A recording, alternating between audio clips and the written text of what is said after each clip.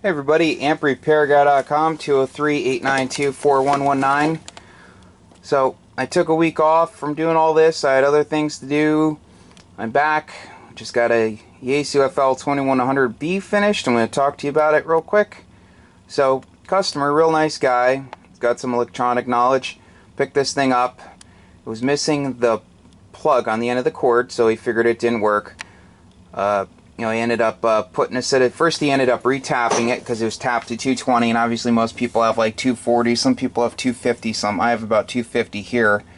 So he put it on the next tap so he wouldn't be volting the filaments. You know, if it's on the 220 tap and you're putting 240 something into it, the filament voltage will run higher, the plate voltage will run higher, and that's not good. So puts more stress on, tube life will go down, cathode emission life will go down, and then you're putting stress on the filter caps, and you can end up arcing another component, so you'll have more voltage on everything. So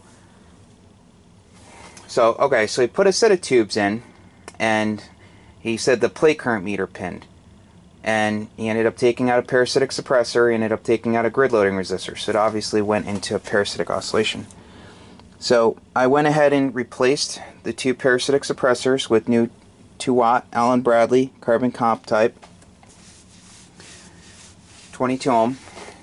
I ended up changing the grid loading resistors, the mica caps. I checked the 5 puff cap, feedback cap, and everything looked good. Fired it up, same thing. I'm like, what the hell? Shut it off real quick. No damage to anything.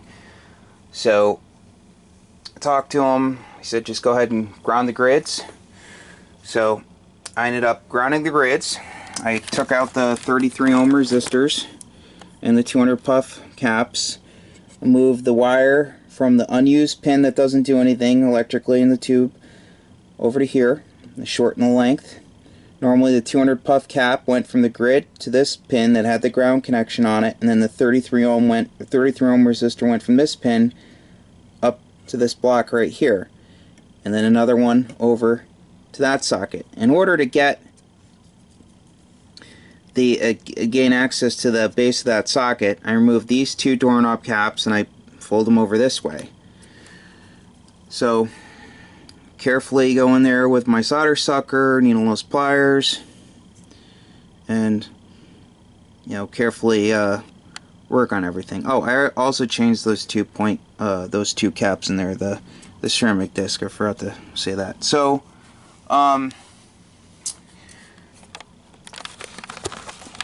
so after I did that, I ended up, I'll show you here, careful, I added a relay. A lot of people forget that there's a black wire that goes from the center tap here. Here are the filament connections. You have the center tap, and there's a wire that goes from the center tap over to the terminal block to the relay, the one marked relay. Actually, one of these two, I forget which one. So one of these two that are used to key the actual amplifier.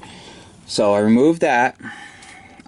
You always use Teflon wire, silver plated stranded Teflon wire. Connect one end of the Teflon wire to the center tap, and then I went over to the normally open connection on the relay. At that same junction I have the 100K resistor 2-watt Allen Bradley carbon comp going over to the chassis. So I'm only using one half the relay. So then the common connection is actually going directly to the chassis ground.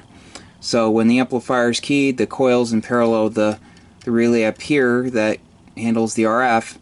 When the relay keys, this one's in parallel, so they both energize. It shorts out that 100K resistor, bringing the center tap to ground, which biases the tubes on.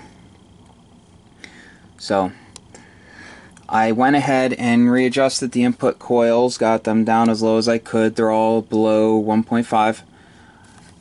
As people know, these caps change value over time. I said I could change them out. I mean, it's a pain. Have to be very careful. Very careful with all the connections. He opted to just leave it. He's using an old tube transceiver, and I was using a Yaesu Fl2100b to test it. And no issues, everything worked great. Like I said, below 1.5, some bands like 1.1, 1.2, 1.4. So Always check the SO239 connectors. You never want it open on the output, especially on a tube amplifier. Well, transistor also, if it doesn't have protection, you'll pop the transistors. So those were good. So everything looked good. You know, if you have an open on the output, you will end up with a lot of RF voltage. The RF voltage will skyrocket. Good chance you'll flash the band switch, the tubes, plate tune cap, just turn into a mess. Oh, I also cleaned the output rotary switch, and everything looks good. This thing is set, ready to rock and roll.